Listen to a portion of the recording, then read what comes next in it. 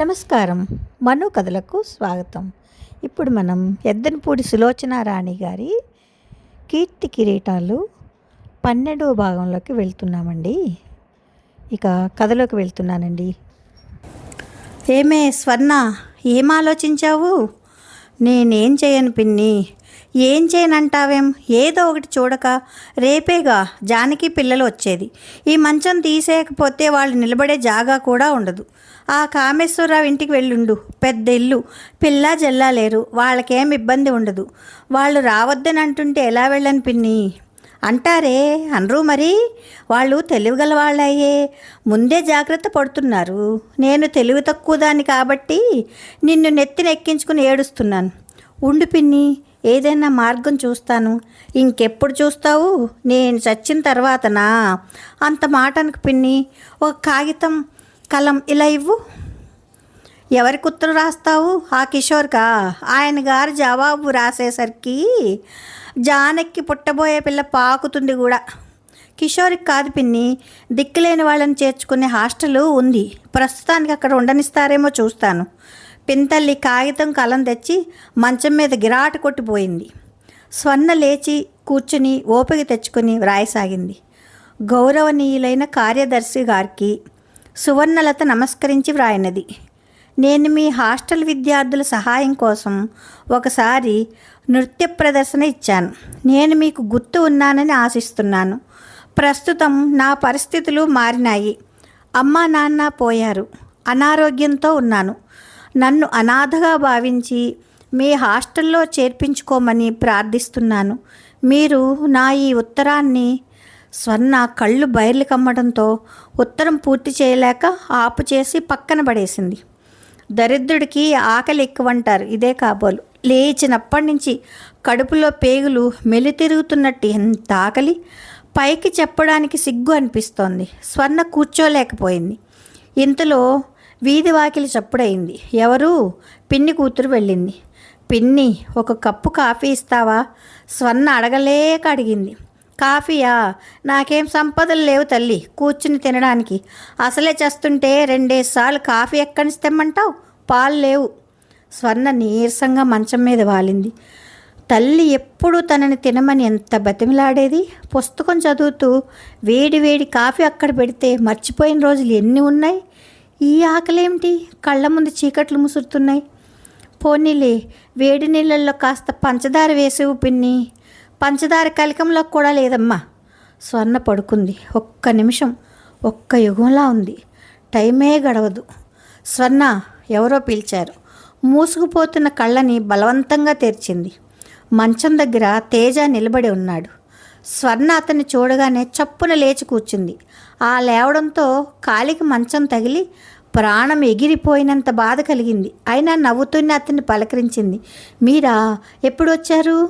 ఈ పూటే. లోపల నుంచి పింతల్లి కంఠం కంగున వినిపించింది. మళ్ళీ ఎవరో తయారైనట్టున్నారు. వేదవసంత అయిపోయింది. అసలే ఇల్లు చాలా చస్తుంటే. కామేశ్వరరావు గారు ఏమన్నారు? భర్త అన్నం తింటూ అడిగాడు. ఏమంటారు? ఈ కుంటిదాన్ని ఎవరు రాణిస్తారు? వీలు కాదు అన్నాడు. ఆ సంభాషణ తేజ వినడం గమనించిన స్వర్ణ అతని ధ్యాసను తిప్పడానికి గబగబా అడిగింది. ఏమిటి విశేషాలు? అందరూ బాగున్నారా? మిమ్మల్ని చూసి చాలా రోజులైంది. నెల మీద 2 వారాలు. సావిత్రి ఊళ్ళో లేదు, ఫారిన్ వెళ్ళింది. తెలుసు. అతను పక్కన పడేసి ఉన్న కాగితం తీసి యథాలాపంగా చూడసాగాడు. మరుక్షణంలో దాన్ని శ్రద్ధగా చదవడం ప్రారంభించాడు. చదవడం పూర్తి అవగానే తలెత్తి ప్రశ్నార్థకంగా చూశాడు. స్వర్ణ తలదించుకుంది. పిన్ని వాళ్ళకి చాలా ఇబ్బందిగా ఉంది. ఇంకో 2 నెలలు ఇక్కడ ఉండటం జరిగే పనిలా లేదు. అందుకని... తేజ ఏం మాట్లాడలేదు. స్వర్ణ వైపు చూస్తున్నాడు. ఈ శని ఇంట్లో కాలు పెట్టింది. నా బిడ్డ కాస్త హరిమంది. పెద్ద కోడలు రాగం తీస్తోంది. ఊరుకో అమ్మా, ఊరుకో. అత్తగారు ఓదారుస్తోంది. ఏమిటా మొహమాటం నీకు? ఇంట్లోంచి పంపేయక. ఈవిడగాక ఈవిడ కోసం వచ్చే సంత ఇంకొకటి. ఆవిడ భర్త విసుక్కుంటున్నాడు. తేజ ముఖం ఎర్రబడింది. కోపం ఆపుకుంటున్నట్టుగా దవడ ఎముక కదలాడింది. వస్తాను స్వర్ణ అన్నాడు తేజ. మీరు నాకు ఒక 10 రూపాయలు ఇస్తారా? అతను లేవబోతున్నవాడల్లా కూర్చున్నాడు. స్వర్ణ సిగ్గుపడుతున్నట్లుగా చెప్పింది. కాలు చాలా బాధగా ఉంది. వారం రోజుల నుంచి కంటికి నిద్ర అనేది ఎరగను. ఏమీ అనుకోకండి. స్లీపింగ్ పిల్స్ వేసుకుంటే కానీ నిద్ర రావడం లేదు. కాలు నొప్పి భరించలేకుండా ఉన్నాను. లేచి కూర్చోవాలంటే కళ్ళు తిరుగుతున్నాయి. ఇంకో 2 రోజులు పోతే మంచంలోంచి మాత్రం కూడా లేవలేనేమో. స్లీపింగ్ పిల్స్ కొనుక్కుంటే. ఆ అమ్మాయి అవి ఎందుకు అడుగుతోందో అతనికి అర్థమైపోయింది. ఇప్పుడే వస్తాను స్వర్ణ. చేతిలో కాగితం జేబులోకి తోసి అక్కడి నుంచి వేగంగా వెళ్ళిపోయాడు. స్వర్ణ మంచం మీదకి వాలిపోయింది. నోరు తెరిచి దేవరించి అడిగినా అతను ఇవ్వలేదు. స్నానం చేసి 4 రోజులైంది.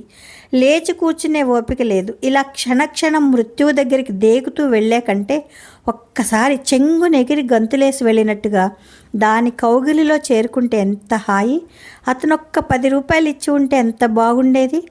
కళ్ళు కూరుకుపోతున్నాయి, చెవుల్లో హోరు. అమ్మయ్య, నిద్ర వస్తోంది, హాయిగా ఉంది. స్వర్ణ, ఎవరో పిలుస్తున్నారు. ఎవరు? లేచి కూర్చో. నాకు ఓపిక లేదు. కాస్త తెచ్చుకో, ఇంటికి వెళ్దాం. ఇంటికా? నాకు ఇల్లు కూడా ఉందా? ఉంది. నేను తీసుకువెళ్ళడానికే వచ్చాను. ఎవరో గట్టిగా కుదిపి బలవంతంగా భుజాలు పట్టుకుని లేపి కూర్చోబెట్టారు. ఎవరో స్వర్ణని స్టెథోస్కోప్తో పరీక్ష చేస్తున్నారు. డాక్టర్, ఈ గుండె ఆగడానికి ఇంకెన్ని రోజులు పడుతుంది? ఈ నరకంలో నేను ఇంకెన్నాళ్ళు ఉండాలి? డెనీరియం స్టేజ్ వస్తోంది అమ్మాయికి. ప్రయాణం తట్టుకోగలదా? నేను మందులిస్తాను, పర్వాలేదు. కానీ అక్కడికి వెళ్ళగానే మాత్రం మంచి డాక్టర్కి చూపించండి. ఆ కాలుకి వెంటనే వైద్యం జరగాలి. అతను ఇంజెక్షన్ ఇస్తూ అన్నాడు. అలాగే డాక్టర్. స్వర్ణ మళ్ళీ పడుకోబోతుంటే తేజ ఆపాడు. స్వర్ణ, స్లీపింగ్ పిల్స్ తెచ్చాను. మూసుకుపోతున్న ఆ కళ్ళు తెరుచుకోవడానికి ప్రయత్నించాయి. ఏవి? ఎక్కడ? ఇదిగో. అతను చేతికిచ్చాడు. 2ఏనా? ఒక బాటిల్ కావాలి. ఇస్తాను, ఇప్పటికివి వేసుకో. డాక్టర్ ఇచ్చిన మందులిచ్చి వేసుకునేలా చేశాడు. ఈ లోపల ఇంట్లో అందరూ వచ్చి అక్కడ మూగారు. ఎవరినాయనా నువ్వు? పింతల్లి ఆరా తీసింది. స్వర్ణకి కావలసిన వాడిని తీసుకువెళ్ళడానికి వచ్చాను. ఇన్నాళ్ళు ఎక్కడికి వెళ్ళావు? తీసుకెళ్ళదలుచుకున్న వాడివి ముందుగా మాతో చెప్పనవసరం లేదా? ఇప్పుడు చెప్తున్నానుగా. స్వర్ణ సామాన్ ఏమైనా ఉంటే బయట పెట్టండి. అతని ముఖం చూస్తే ఇంకో ప్రశ్న అడిగితే కొట్టేట్టున్నాడు. అందుకే అందరూ మౌనం వహించారు. స్వర్ణలే, బయట ట్యాక్సీ ఉంది, ఆలస్యం చేయకు. స్వర్ణ లేచింది, కానీ నిలబడలేకపోయింది. అతను భుజం చుట్టూ చెయ్యి వేసి పట్టుకున్నాడు. ఒక్క అడుగు వేసిన స్వర్ణ ప్రాణం ఎగిరిపోయినట్టుగా మూలిగింది. అబ్బా, నేను నడవలేను, నన్ను పడుకోనియండి. మళ్ళీ మంచం వైపు తిరిగింది. అతను ఆఫ్ చేశాడు. నడవగలవు, పద అన్నాడు. ఏమిటయ్యా నీ ధోరణి? ఆ పిల్లని తీసుకుపోతున్నావు, బాగానే ఉంది. కానీ ఆవిడ గారు ఇక్కడ ఇవ్వాల్సిన బాకీలున్నాయి, వాళ్ళకి నేనేం చెప్పను. తేజ ఎడమ చేయి జేబులోనికి పోనిచ్చి డబ్బు తీసి ఆవిడ చేతిలో పెట్టాడు. అవి 200 ఉన్నాయి. ఆ పైన ఇంకా ఇవ్వాల్సి ఉంటే నాకు ఉత్తరం రాయండి. విజిటింగ్ కార్డు కూడా తీసి ఆవిడ వైపు పడేశాడు. అందరూ వింత దృశ్యం చూస్తున్నట్లుగా వీధి వాకిట్లోకి వచ్చారు. తేజ స్వర్ణను తీసుకెళ్ళి టాక్సీలో వెనక సీట్లో కూర్చోబెట్టుండగా పింతల్లి ఒక అట్టపెట్టె, ఒక సూట్ కేసు తెచ్చి అక్కడ సీటు మీద పడేసింది. అట్టపెట్టె మూత విడిపోయి అందులో ఉన్న టేప్స్ అన్ని చిందరవందరగా పడ్డాయి. తేజ అవన్నీ తీసి అట్టపెట్టెలో సర్ది ఆ 2 పెట్టెలన్నీ ముందు సీట్లో పెట్టాడు. తన వెనక సీట్లో కూర్చుని డోర్ వేస్తూ, పోనీ డ్రైవర్ అన్నాడు. ట్యాక్సీ హైదరాబాద్ సిటీని వదిలేసి విజయవాడ రోడ్డు మీద రివ్వున పరిగెత్తుతోంది. వెనక సీట్లో కూర్చున్న తేజ కిటికీ మీదకి ఒరిగిపోయిన స్వర్ణ భుజాలు పట్టుకొని దగ్గరికి తీసుకొని తన ఒడిలోకి వచ్చేట్లుగా పడుకోబెట్టుకున్నాడు. డాక్టర్ ఇచ్చిన మందులు పనిచేసినట్లున్నాయి. టాక్సీ కుదుపులకి అటు ఇటు కదిలినా కాలు బాధతో మూలగకుండా నిద్రపోతోంది. టాక్సీ వెనక్కు ఆనుకుని కూర్చున్న తేజ జేబులోనికి చెయ్యి పోనించి ఒక ఉత్తరం తీసి మళ్ళీ చదువుకోసాగాడు. అది సావిత్రి వ్రాసింది. అందులో ఇలా ఉంది. అన్నయ్య గారికి మీరు వ్రాసిన ఉత్తరం అందింది. చాలా కృతజ్ఞతలు. మేం కులాసాగా ఉన్నాము. స్వర్ణ దగ్గర నుంచి బొత్తిగా ఉత్తరాలు లేవు. నాకు చాలా భయంగా ఉంది. ఆ రాజ్యలక్ష్మి గారు ఇట్లా చేస్తుందంటే నేను అసలు స్వర్ణని వదిలి వచ్చేదాన్నే కాదు. నా ఈ ఉత్తరం అందిన వెంటనే మీరు హైదరాబాద్ వెళ్ళి స్వర్ణని చూసి ఎలా ఉందో వ్రాయగలరు. తనకి అక్కడ బాగా లేదంటే మేం వచ్చే వరకు మీ దగ్గర తీసుకెళ్ళి అట్టి పెట్టుకుంటే నేను చాలా సంతోషిస్తాను. ఈ సాయం మీరు నాకు తప్పక చేయగలరు. మీ జాబు కోసం ఎదురు చూస్తుంటాను. మీ చెల్లెలు సావిత్రి. ఆ ఉత్తరం చదవడం పూర్తి అవగానే తేజ నిట్టూర్చాడు. సావిత్రి ఈ ఉత్తరం రాయకపోతే తను స్వర్ణను చూడడానికి వెళ్ళేవాడే కాదు. తనకేం తెలుసు, స్వర్ణకి అయిన వాళ్ళందరూ ఉన్నారని అనుకున్నాడు. ఆ రోజు నర్సింగ్ హోమ్లో వాళ్ళ సంభాషణ విన్న తర్వాత ఇక స్వర్ణ సంగతే గుర్తు చేసుకోకూడదు అనుకున్నాడు. అతని ఒడిలో నుంచి స్వర్ణ తల జారిపోయింది. తేజ స్వర్ణనెత్తి దగ్గరికి తీసుకున్నాడు. స్వర్ణ తల అతని గుండెలకి ఆనింది. ఆ క్షణంలో తను ఎక్కడుందో, ఎవరితో ఎక్కడికి వెళ్తుందో పూర్తిగా స్పృహ లేకుండా ఉన్న స్వర్ణని చూస్తుంటే అతని మనసు రెపరెపలాడింది. తను అడుగు పెట్టగానే ఆ ఇంట్లో స్వర్ణ కాఫీ కోసం అడగడం, పింతల్లి చిరాకు పడడం, ఆ తర్వాత జరిగిన సంభాషణ గుర్తుకు వచ్చింది. అతని మనసులో ఉన్న సంకోచాలన్నీ దూరమైనాయి. స్వర్ణ మెడ చుట్టూ చేయి వేసి ఆ తలని మరింత దగ్గరికి హత్తుకున్నాడు. నీకు అందరూ ఉన్నారనుకున్నాను స్వర్ణ, అందుకే దూరంగా ఉండిపోయాను. నువ్వింత బాధపడుతున్నావని నాకు తెలియలేదు. తెలిసి ఉంటే ఇన్నాళ్ళు ఊరుకుండేవాడిని కాదు అని అనుకోసాగాడు. సాయం సంధ్య దిగంతాల వరకు కెంజాయి రంగుతో రంగవల్లులు దిద్దుతోంది. ఆ అందం, నైపుణ్యం చూసి మెచ్చుకోలుగా తలలు పంకించినట్టుగా కొబ్బరి ఆకులు మెల్లగా కదులుతున్నాయి. దొడ్లో వేప చెట్టు మీద చేరిన పిట్టలు కువకువా శబ్దం చేస్తున్నాయి. ఎదురుగా వేణుగోపాలస్వామి ఆలయంలో నుంచి జేగంటలు వినిపిస్తున్నాయి. స్వర్ణ డాబా మీద ఆరుబయట పడక్కుర్చీలో కూర్చునుంది. తల కింద ఉన్న దిండ్లు ఎత్తుపెట్టి ఉన్నాయి. గ్రీష్మ తాపానికి వడిలి ఎండిపోవడానికి సిద్ధమైన లత తొలకరి జల్లుకు ప్రాణం పోసుకుని నేవళం సంపాదించుకున్నట్టుగా హైదరాబాద్ నుంచి వచ్చేటప్పుడు స్పృహలేని స్థితిలో అనారోగ్యంతో కూర్చోవడానికి నిలబడడానికి కూడా శక్తి లేనట్టుగా ఉన్న స్వర్ణని విద్యాపురం వచ్చిన వారం రోజులకే తేజ విజయవాడ నుంచి తీసుకువచ్చి చూపించిన ప్రసిద్ధుడైన డాక్టర్ వైద్యంతో, రాత్రింబవళ్ళు రత్తమ్మ కంటికి రెప్పలా కాపాడుతూ చేసిన సేవలతో, ఏసోబు అల్లరి చిల్లరి చిలిపి పనులు చేసి పకాల నవ్వు తెప్పించే సంఘటనలతో కాస్తగా కోలుకోసాగింది. స్వర్ణ శరీరంలో మాసిపోయిన లావణ్యం తిరిగి సంతరించుకోవడం ప్రారంభించింది. మనసుకి విశ్రాంతి చిక్కి కంటి నిండా నిద్ర రాసాగింది. తేజ అతనికి ఏం ఫీజు ఇస్తానని చెప్పాడో ఏమో కానీ డాక్టర్ రోజు విడిచి రోజు సాయంత్రం వేళ వచ్చి చూసి వెళ్తున్నాడు. ఈ రోజున స్వర్ణని పరీక్ష చేసి మందులు రాసి ఇచ్చి, మళ్ళీ ఆదివారం వరకు నేను రాను, అవసరం లేదు, ఈ మందులు మాత్రం వాడండి చాలు, నడక ప్రాక్టీస్ మాత్రం ఉదయం సాయంత్రం తప్పకుండా చేయాలి, ఒక్క పూట కూడా మానవద్దు అని హెచ్చరించి వెళ్ళాడు. తేజ ఆయన్ని సాగనంపడానికి కిందకు వెళ్ళాడు. రత్తమ్మ పైకి వచ్చింది. ఈ 10 రోజుల్లో తను స్నానం చేయడంలో, జడ వేసుకోవడంలో, లేచి అటు ఇటు తిరగడంలో రత్తమ్మ ఎంతో సాయం చేసింది. ఆ చేయడంలో ఏదో పని మనిషి తన పని నెరవేర్చుకున్నట్టు కాకుండా తన అసక్తతని గమనించి ఆదుకోవాలనే ఆత్మీయతతో ఆసరాగా నిలబడ్డట్టుగా, కన్న తల్లిని గుర్తుకు తెస్తున్నట్టుగా చేస్తోంది. వీళ్ళ రుణం ఎలా తీర్చుకోగలదు తను? ఆ రోజు తేజ బలవంతంగా ఇక్కడికి తీసుకురాకపోయినట్లయితే ఈ పాటికి తను ఎలాంటి స్థితిలో ఎక్కడుండేదో. ఒంటి మీద స్పృహలేని స్థితిలో అతను తీసుకువచ్చేయబట్టి సరిపోయింది. ఒంటి మీద తెలివి ఉంటే తాను ఒప్పుకునేదా? ఎక్కడి తేజ, ఎక్కడ తను? జీవితం తెగిన గాలిపటంలా గిరిగింతలు తిరిగి చివరికి ఇక్కడ వచ్చి చిక్కుపడింది. తను మామూలు మనిషి అవటం ఎప్పట్లో సాధ్యపడుతుందా? ఆర్థికంగా తన కాళ్ళ మీద తను నిలబడగలగడం ఈ జన్మలో మళ్ళీ చూస్తుందా? అపరిచితులైన వీళ్ళ దగ్గర ఇలా భారంగా ఉండడం బాధగానే ఉంది. కానీ ఇక్కడి నుంచి వేరే వెళ్ళడానికి చోటు కూడా లేదు. జీవితం వక్రించింది, అదృష్టం మారింది, పరిస్థితులు తిరగబడినాయి.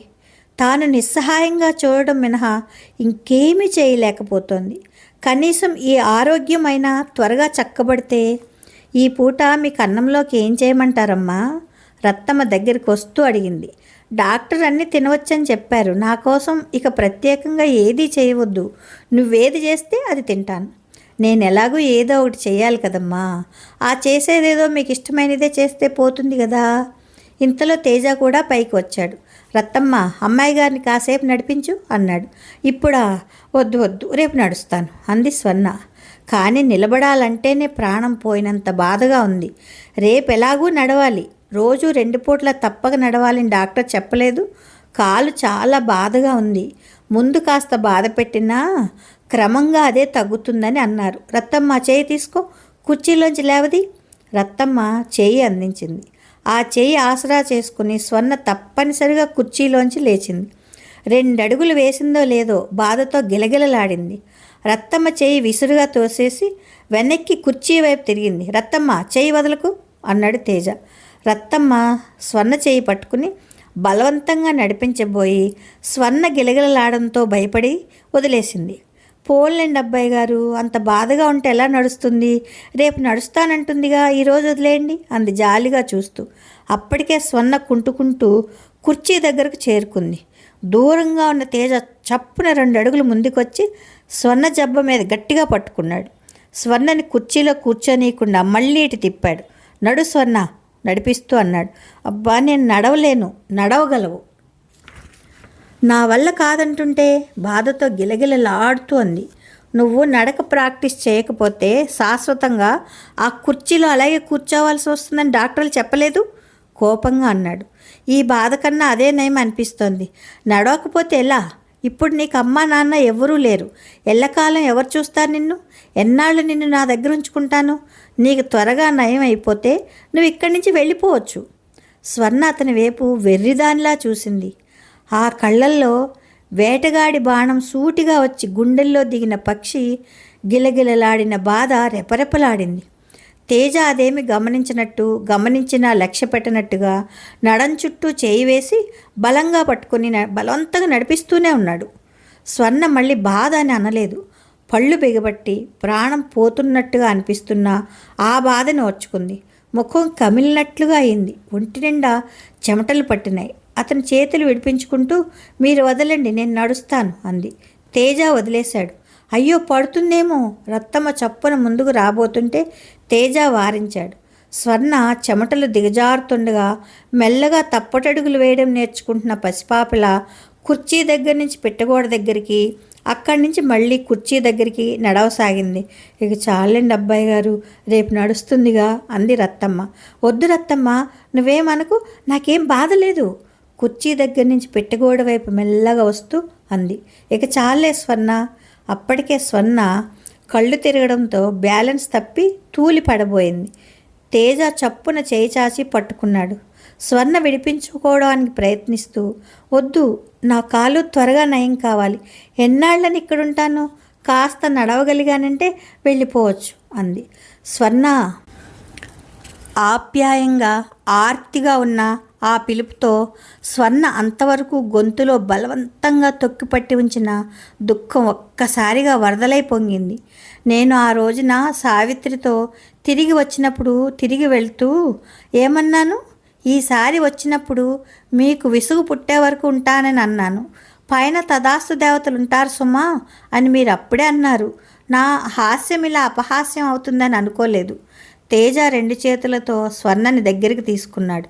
ఆ క్షణంలో ఏదేదో చెప్పాలనే ఆవేశం అతని ముఖంలో పొంగినా అతనిలో ఉన్న వివేకం ఇప్పుడు సమయం కాదన్నట్టుగా వెనక్కు లాగింది. రత్తమ్మ, 1 కప్పు వేడిగా హార్లిక్స్ తీసుకురా అన్నాడు. అమ్మాయి గారు, ఏసోబు మెల్లగా పిలుస్తూ గదిలోకి వచ్చాడు. ఏమిటి? నాకు ఒక లెక్క రాదు, మీరు కొంచెం చెప్తారా? అబ్బాయి గారు వచ్చేసరికి అన్నీ చేసి ఉంచకపోతే నన్ను తంతారు. నాకు లెక్కలు అంతగా రావే, మరి తీసుకురా చూస్తాను. యోసోబు తూనీగలాగా వెళ్ళి పుస్తకాలు తెచ్చుకున్నాడు. స్వర్ణ చేతికి వాటినిచ్చి బుద్ధిమంతుళ్ళ కుర్చీ పక్కన నిలబడ్డాడు. స్వర్ణ వాడి దస్తూరి నీట్గా ఉన్న ఆ కర్మ పద్ధతి చూసి ఆశ్చర్యపోయింది. ఇవన్నీ నువ్వు చేసినవేనా? ఇది నీ చేతి వ్రాతేనా? నాదే. చాలా బాగుంది.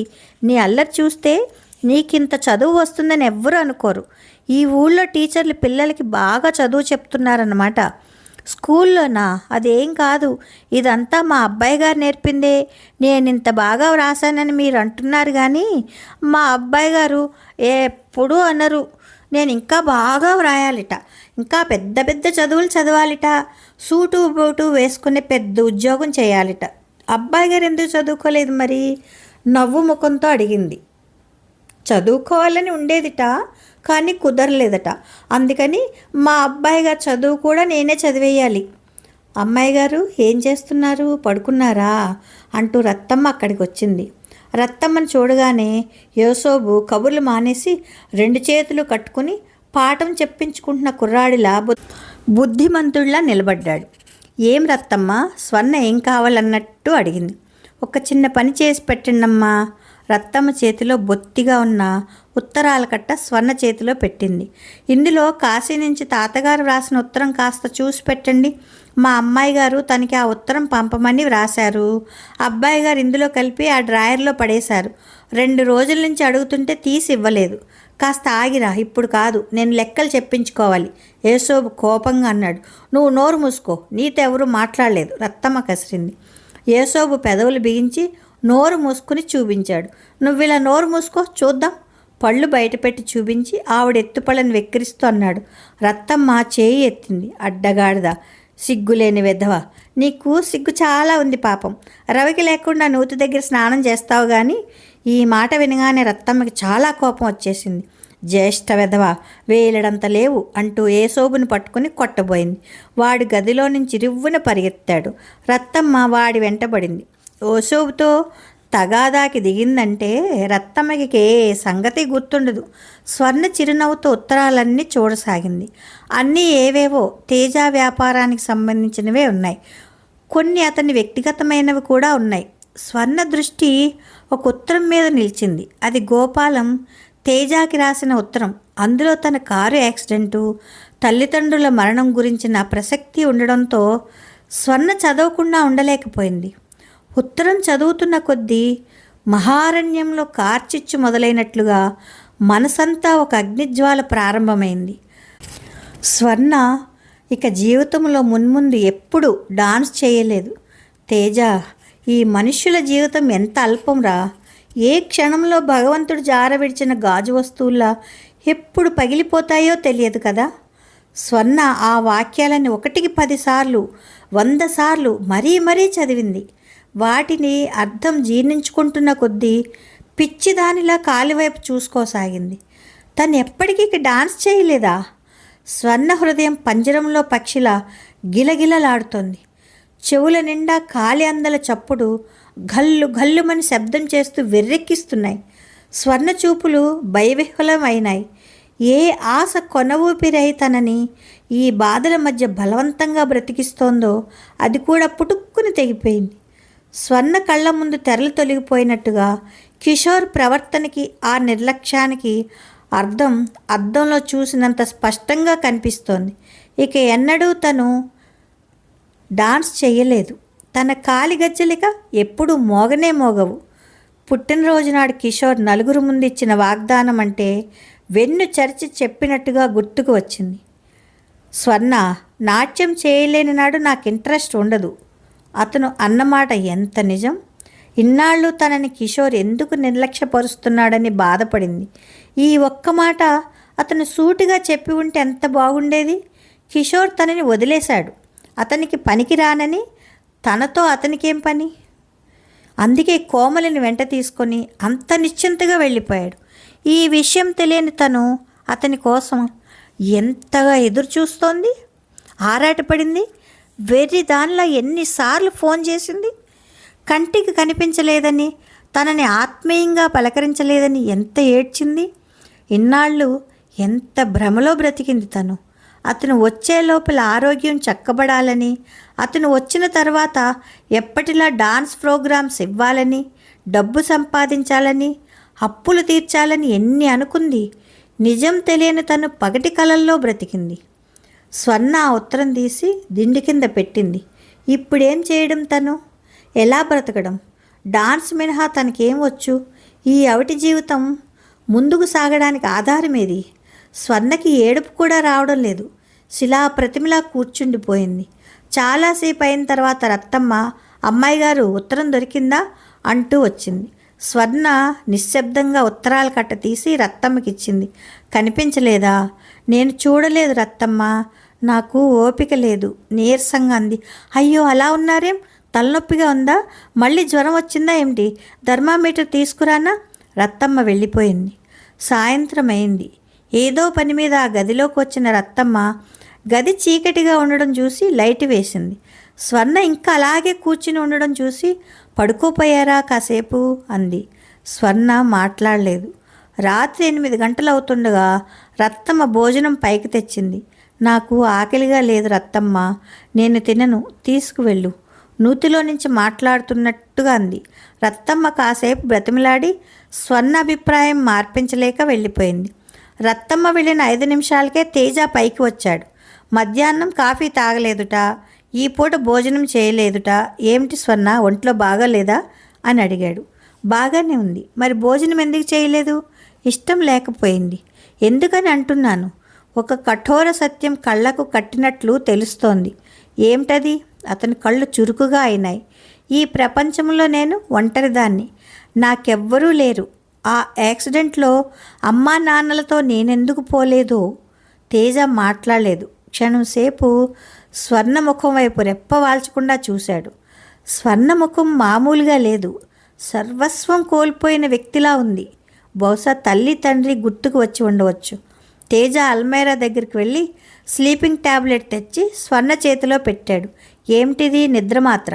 మనసు బాగోలేదని నీ ముఖమే చెప్తోంది. నిద్రపో స్వర్ణ. ఎన్నెన్ని కలతలకో ఎన్నెన్ని కష్టాలకో నిద్ర మంచి మందు. తేజ గ్లాసులో మంచినీళ్ళు పోసి తెచ్చి ఇచ్చాడు. తేజ గదిలో నుంచి వెళ్ళిపోయాడు. స్వర్ణ నీళ్లల్లో కరుగుతున్న నిద్రమాత్రని రెప్ప వాల్చకుండా చూడసాగింది. హఠాత్తుగా ఆ నీళ్లు పెద్ద ప్రవాహంలా సుడి తిరుగుతున్నట్టుగా మారి కనిపించసాగింది. నిద్ర మాత్రం వాటిలో తేలిపోతూ కరిగిపోతూ క్రమంగా తన ఉనికిని కోల్పోయి నీళ్లలో ఐక్యమైపోయింది. తేజ మంచి నిద్రలో ఉన్నాడు. రత్తమ్మ అతను కుదుపుతూ అబ్బాయి గారు, అబ్బాయి గారు అంటూ కంగారుగా పిలిచింది. ఏమిటి రత్తమ్మ? లేచి అడిగాడు. ఆ అమ్మాయి గారు లేదండి, ఎక్కడికి వెళ్ళిందో ఏమిటో కనిపించలేదు. తేజ నిద్రమత్తు వదిలిపోయింది. ఎవరు? స్వర్ణేనా? అవునండి, నేను 1కి వెళ్ళడానికి లేస్తే తను మంచం మీద లేదు. నన్ను లేపకుండా బాత్రూమ్కి వెళ్ళిందేమోనని వెళ్ళి నీళ్ళ గదిలో చూస్తే ఆ తలుపులు తెరిచే ఉన్నాయి, అక్కడా లేదు. ఒకవేళ నిద్ర పట్టక కిందకు దిగిందా అని వచ్చి కిందంతా వెతికాను, ఎక్కడా లేదు. డాబా మీద ఆరుబయట పడక్కుర్చీలో పడుకుందేమో, సరిగా చూసావా? చూశాను. నాకేమిటో భయంగా ఉంది. అసలు మధ్యాహ్నం నుంచి తను సరిగా లేదు. పిలిచినా మాట్లాడకుండా కూర్చుంది. తేజ వచ్చి పైన అంతా వెతికాడు. స్వర్ణ ఎక్కడా లేదు. ఏమై ఉంటుంది? తను నడవను కూడా నడవలేదు కదా అంది రత్తమ్మ. పెట్టెగోడ మీద చేతులు ఆనించి ఆలోచనగా చూస్తున్న తేజకి దూరంగా వెన్నెల్లో వెదురు వంతెన వైపు మనిషి ఆకారం లీలగా కనిపించింది. ఆ వ్యక్తి కాలు ఈడుస్తూ నడవడం దూరానికి కూడా స్పష్టంగా తెలుస్తోంది. మరుక్షణం అతను మెరుపులా మెట్లు దిగాడు. సుడిగాలిలా బయటికి వెళ్ళాడు. స్వర్ణ బుగ్గల మీద కన్నీటి చారికలు కనిపిస్తున్నాయి. నరంలోకి శక్తినంతా కూడదీసుకుని దూరంగా కనిపిస్తున్న ఆ నీళ్ల వైపు నడుస్తోంది. నిశ్శబ్దంగా ఉన్న ఆ రాత్రి మృత్యువు స్పర్శలా చల్లగా ఉంది. మబ్బులు అడ్డు వచ్చిన ఆ మసగవెన్నెల జీవితంలో ఆఖరి క్షణాల్లో వదిలేయబోతున్న జ్ఞాపకంలా ఉంది. తేజ ఇంటి నుంచి అక్కడ ఉన్న దూరం కొన్ని గజాలే అయినా 100 మైళ్ళు నడిచి వచ్చినంత ప్రయాసగా ఉంది. ఇసుకలో కూరుకుపోతున్న పాదం పెకిలించి ముందుకు వేస్తుంటే ప్రాణం గిలారిపోతున్నంత బాధగా ఉన్న ఆ బాధ తెలియని మత్తు ఏదో ఆవరించుకున్నట్టుగా స్వప్నావిష్టురాలిలా నడుస్తోంది. కళ్ళెదుట కాస్త దూరంలో వెన్నెల్లో మెరుస్తూ సవ్వడితో పరుగులు తీస్తున్న ఆ నీళ్లను చూస్తుంటే స్వర్ణకి తల్లి ఒడి చేరుకున్నంత సంబరంగా, ఎప్పుడు ఎరిగినంత ఆనందంగా అనిపించసాగింది. శరీరంలో నీరసం అంతా మాయమై 1000 ఏనుగుల బలం వచ్చినట్టుగా అయింది. స్వర్ణ! ఇంతలో వెనక నుంచి పిలుపు వినిపించింది. స్వర్ణ ఉలిక్కిపడ్డట్టుగా కలలో నుంచి మెలకువ వచ్చినట్టుగా వెనక్కి తిరిగి చూసింది. తేజ వస్తున్నాడు. తన ఆనందాన్ని కొల్లగొట్టే వ్యక్తి తరుముకుని వస్తున్నట్టుగా భయపడింది. స్వర్ణ నడక మరింత తొందరగా మారింది. నీళ్లు దగ్గరికి వచ్చేస్తున్నాయి. స్వర్ణ తనలోకి ఇముడ్చుకోవాలని తొందరపడుతున్నట్టుగా పరవళ్ళు తొక్కుతూ మరింత స్పష్టంగా మెరుస్తున్నాయి. స్వర్ణ! ఈసారి తేజ పిలుపు మరింత దగ్గరైంది. ఆ పిలుపుకి స్వర్ణ దూరం అయ్యే లోపలే అతని చేతికి ఆమె చేయి చిక్కుబడింది. స్వర్ణ అతని చేయి విడిపించుకోవాలని వెర్రి ప్రయత్నం చేస్తున్నట్టుగా శక్తిగా పెనుగులాడింది. కానీ అతని చేతులు రెట్టింపు బలాన్ని సంతరించుకున్నట్లుగా వదలలేదు. ఆ పెనుగులాటలో, ఆ ఇసుకలో కాలు పట్టు తప్పిన స్వర్ణ క్రింద కూలబడింది. ఆ పడినప్పుడు కూడా అతని చేతులు స్వర్ణని వదలకపోవడంతో అతను కూడా స్వర్ణ ముందు మోకాళ్ళ మీద కూలబడ్డాడు. స్వర్ణ, ఏమిటి పని? నీ ఒంటి మీద తెలివి ఉండే చేస్తున్నావా? సావిత్రికి నేనేం చెప్పాలి? నేనెలా ముఖం చూపించాలి? స్వర్ణ భుజాలు పట్టి కుదుపుతూ ఆవేశంగా అన్నాడు. స్వర్ణ ఒంటరితనం భరించలేక చచ్చిపోయిందని చెప్పండి. ఒంటరితనమా? అవును. నాకెవరున్నారు? ఎవరి కోసం బ్రతకాలి నేను? నాకెవ్వరూ లేరు. అందరూ నన్ను వదిలేశారు. స్వర్ణకి ఏడుపు ముంచుకొచ్చేసింది. ఎవ్వరూ లేరా నీకు? అతను మరింత ఆగ్రహంగా రెట్టించాడు. లేరు. మరుక్షణంలోనే స్వర్ణ చెంప చెళ్ళుమంది. ఇంకెప్పుడు ఆ మాట నా ఎదురుగా మాత్రం అనకు. ఎవ్వరూ లేరుట. అవును, ఎదురుగా ఉన్నవాళ్ళు నీకు మనుషులుగా కనిపిస్తేగా. ఎక్కడో ఉన్న రాకుమారులు కావాలి. వాళ్ళకి నువ్వు అవసరం లేకపోయినా సరే. స్వర్ణ దిమ్మెరిపోయినట్టుగా చూసింది. కన్నీటి చారికలతో నిస్సహాయంగా ఉన్న ఆ ముఖం చూసేసరికి ఆ నిమిషంలో అతని మనసులో ఉన్న సర్వ సంకోచాలు పటాపంచులైనాయి. మరుక్షణం స్వర్ణ అతని బిగి కౌగిలిలో బందీ అయిపోయింది. అతని పెదవులు తల మీద, నుదుటి మీద, చెంపల మీద గాఢంగా ముద్దు పెట్టుకుంటున్నాయి. రత్తమ్మ వచ్చి నన్ను నిద్ర లేపకపోతే ఈరోజు ఏమయ్యేదానివి?